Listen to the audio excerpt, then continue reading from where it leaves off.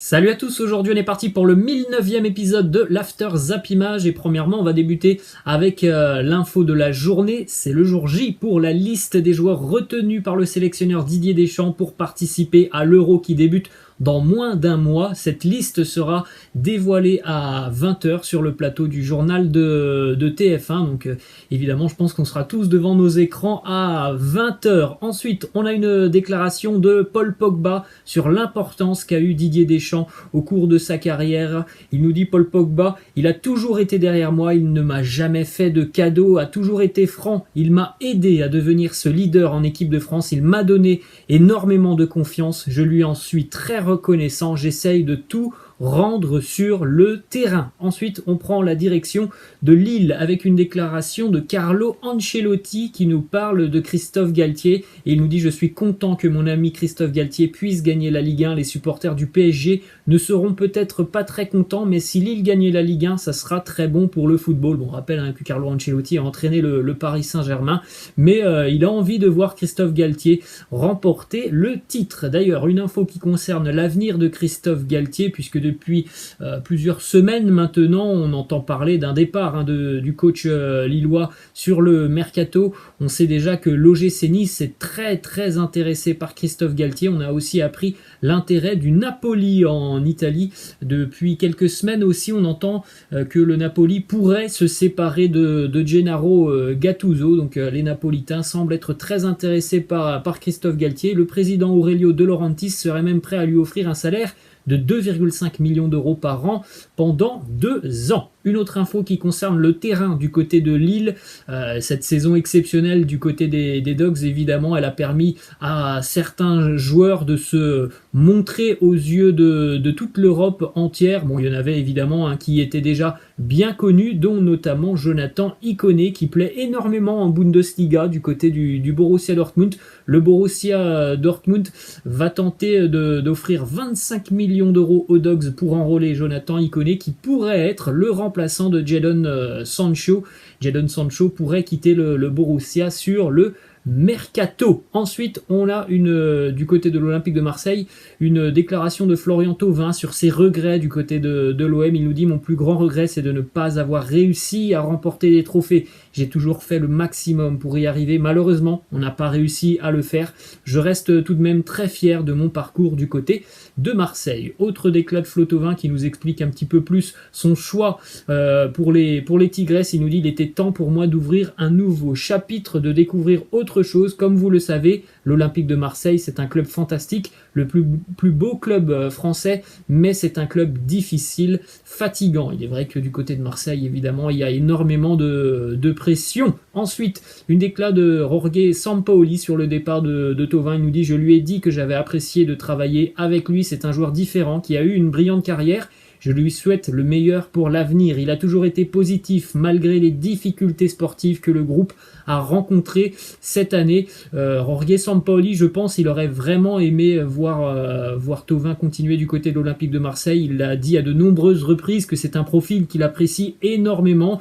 Il n'y a pas beaucoup de profils du côté de Marseille qui ressemblent à celui de Flo Thauvin. Donc évidemment, pour Sampaoli, c'est une perte qu'il va falloir essayer de compenser sur le mercato estival. Ensuite, on a une déclaration d'Arturo Vidal depuis plusieurs semaines maintenant. Il est au centre de nombreuses rumeurs. On ne sait toujours pas s'il va continuer du côté de l'Inter l'année prochaine. Il nous dit qu'il faut laisser passer un peu de temps, aller en sélection et après les vacances, commencer à envisager l'avenir. En ce moment, il est difficile de penser à une autre équipe. Autre déclat de Vidal sur les rumeurs qu'il envoie du côté de l'Olympique de Marseille. Il nous dit « Sampaoli, c'est une personne que j'aime beaucoup dans le milieu du football. C'est un entraîneur qui m'a beaucoup fait grandir comme joueur, comme personne. Je respecte beaucoup l'Inter, je suis très bien ici. » On enchaîne avec une déclaration de Memphis qui nous parle un petit peu de son avenir et il nous dit « Il est temps pour moi de prendre le contrôle de ma carrière. J'arrive à un point où je dois faire des choix importants concernant mon avenir. Vous serez les premiers à savoir ma destination. » Petit message qu'il a laissé sur son compte Instagram. Bon, on a quand même l'impression que c'est la fin de l'aventure pour Memphis du côté de l'Olympique Lyonnais. Et on le sait déjà depuis de nombreux mois, voire quasiment même un an. La piste la plus chaude pour Memphis, c'est toujours la piste du Barça. On enchaîne avec cette statistique qui concerne Rudy Garcia, l'entraîneur de l'Olympique Lyonnais qui avait déjà été maudit en 2017-2018 2018 avec l'Olympique de Marseille. Il avait terminé 4e avec 77 points. Ça n'est jamais arrivé de voir une équipe terminer 4e en Ligue 1 avec 77 points. Et le scénario pourrait de nouveau se reproduire cette année avec l'Olympique Lyonnais qui compte 76 points à l'heure actuelle. Il reste encore un match à jouer pour l'Olympique Lyonnais, mais on le sait, l'OL n'a pas son destin en main et l'OL pourrait donc terminer 4e avec une victoire ce week-end. Ça ferait 79 points pour l'OL, mais la 4e position. Ensuite, une petite info qui concerne l'OGC Nice. Malheureusement, blessure assez sérieuse pour Alexis Claude Maurice qui est sorti sur blessure le week-end dernier face à Strasbourg. Victime d'une fracture au niveau du péroné, il déclare forfait pour l'Euro. Espoir, direction le Real Madrid avec, selon plusieurs infos du côté de la presse espagnole, le Real qui va tenter vraiment de dégraisser l'effectif sur le mercato estival. Des joueurs ont déjà été cités, notamment de grands joueurs comme Eden Hazard, Raphaël Varane, Gareth Bale ou encore Marcelo. Tous ces joueurs devraient être placés sur la liste des transferts sur le mercato. On a une info qui concerne l'avenir de Raphaël Varane. Fin de contrat en 2022 pour Raphaël Varane qui a rejeté une offre du Real Madrid. Le club est aussi en désaccord avec la contre-offre proposée par le joueur et son agent. Donc à l'heure actuelle, c'est au point mort tout simplement. Et le Real à l'heure actuelle envisage bel et bien de placer sur la liste des transferts Raphaël Varane. Ensuite, on a une info qui concerne Lucas Vazquez qui sincèrement a rendu de très très grands services au Real cette saison. Donc le Real envisage évidemment une prolongation de contrat. Depuis de nombreuses semaines, on sait que cette prolongation, elle avance pas beaucoup, mais visiblement du côté de Madrid, on veut prendre les devants et on serait donc prêt à consentir un effort financier pour prolonger le contrat de Lucas Vazquez. Petite info du côté du Real en ce qui concerne la dernière journée de Liga. Normalement, Toni Kroos devrait manquer cette dernière journée samedi face à Villarreal puisque Toni Kroos est positif au Covid. Direction l'Atlético Madrid, info qui concerne le latéral anglais Kieran Trippier qui n'a plus qu'un an de contrat avec l'Atlético. Deux clubs semblent très intéressés. Le Paris Saint-Germain, puisque Mauricio Pochettino a très bien connu le joueur du côté de Tottenham. C'est sincèrement un joueur qui a un état d'esprit irréprochable, Kieran Trippier, et qui est un véritable guerrier. Donc c'est pas surprenant de voir le Paris Saint-Germain s'intéresser à ce genre de profil. Manchester United aussi est intéressé. On poursuit du côté de Barcelone maintenant avec cette info qui nous vient du quotidien catalan, la RAC, qui annonce que les dirigeants du Barça auraient déjà décidé à 99% de ne pas continuer l'aventure avec Ronald Koeman. Dans le même temps, Xavi est arrivé à Barcelone hier. Alors pourquoi Xavi est à Barcelone, ça on ne peut pas le dire. On sait qu'il a prolongé très récemment avec Al Sadd, mais on sait aussi que Xavi a une clause spéciale dans son contrat avec Al Sadd. Cette clause, c'est qu'il peut quitter le club pour un seul club et c'est le FC Barcelone. Ensuite, direction l'Angleterre maintenant avec cette info qui est sortie hier. Harry Kane a annoncé aux dirigeants des Spurs qu'il souhaite quitter Tottenham sur le mercato estival. On parle quand même de quelqu'un qui est depuis 8 ans maintenant du côté des Spurs de Tottenham, quelqu'un qui ne jouera pas la Champions League l'année prochaine, puisque les Spurs, à moins d'un miracle, ne joueront pas la Champions League l'année prochaine. Quelqu'un qui a marqué quasiment 200 buts, un petit peu plus de 200 buts avec les Spurs. Donc évidemment, on parle d'un grand attaquant qui espère quitter Tottenham sur le mercato estival. Déjà plusieurs gros clubs anglais se montrent intéressés. Manchester United, Manchester City et Chelsea sont intéressés par le profil d'Harry Kane. Direction l'Allemagne maintenant avec une info du côté du Borussia Dortmund et ça concerne aussi la Mannschaft pour l'Euro, puisque selon le quotidien Bild, Mats Hummels va faire son retour dans l'équipe allemande pour l'Euro. On rappelle que du côté de l'Allemagne, depuis plus de 2 ans maintenant, Joachim Löw avait décidé d'écarter certains joueurs très expérimentés comme Hummels ou comme Thomas Müller. Ensuite, direction le Bayern Munich avec là aussi les infos du quotidien Bild qui annonce que Lewandowski n'ira pas au Paris Saint-Germain. La Liga ou la Première Ligue peuvent être des options pour Robert Lewandowski,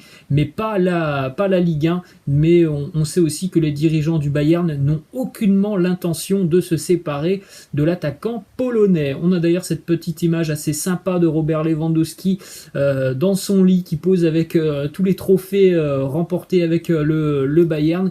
Une image vraiment très impressionnante. Il y en a énormément des trophées pour Robert Lewandowski. On jette un coup d'œil aussi au maillot extérieur du Bayern Munich pour la saison prochaine, maillot tout de noir et de doré. Petite image assez sympa aussi du côté de l'Angleterre, image de Pep Guardiola qui a célébré le titre de champion des Sky Blues le week-end dernier avec un cigare à la bouche. C'est assez rare de voir ce genre d'image. Ensuite, on enchaîne les amis avec la liste des joueurs argentins évoluant à l'étranger qui sont convoqués pour les éliminatoires à la Coupe du Monde 2022. On a la présence évidemment de Léo Messi, on a la présence aussi par exemple de Lucas Ocampos, l'ancien Marseillais, mais par contre on n'a pas la présence de Mauro Icardi. On enchaîne les amis du côté de la Squadra Azzurra avec la fédération italienne de football qui continue de faire confiance à Roberto Mancini. Mancini qui prolonge avec la Squadra Azzurra jusqu'en 2026. Il est vrai qu'il a quand même métamorphosé la Squadra Azzurra depuis son arrivée, qualifié pour l'Euro avec des campagnes éliminatoires quasiment parfaites pour la sélection italienne. Donc il y a vraiment une bonne génération avec un sélectionneur qui s'inscrit dans la durée. Donc tout va bien pour la sélection italienne. Ensuite, les amis, on va continuer avec cette petite image en ce qui concerne le barrage de demain entre le 18e de Ligue 2 et le 3e de National. Regardez la remontée incroyable de Villefranche cette année en National. Après 14 journées, Villefranche était dernier de National avec 8 défaites. 20 journées plus tard, 34e journée et donc dernière journée puisqu'on n'a que 34 matchs en national.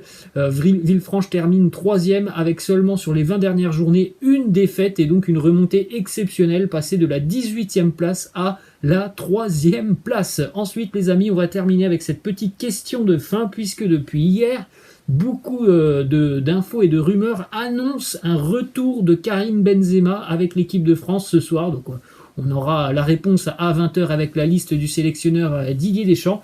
Donc question de fin, laissez-moi en commentaire quelle est pour vous la probabilité de voir Karim Benzema être sélectionné avec les Bleus ce soir par Didier Deschamps. Laissez-moi en commentaire un petit pourcentage sur 100%. Quel est votre pronostic? Voilà les amis, la fin de cet After Zappima. J'espère que ça vous a plu. Je vous laisse et je vous dis à la prochaine. Ciao.